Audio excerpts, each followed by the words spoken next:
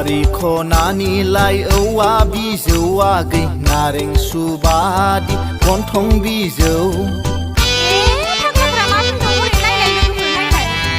बारि खनानि लाइ औवा मेवाइ आदा नोंनि आदैयालाय औवा मेवाइ बैसागु बोथोरनि उरां फारां गोसोआ थांहां फैहां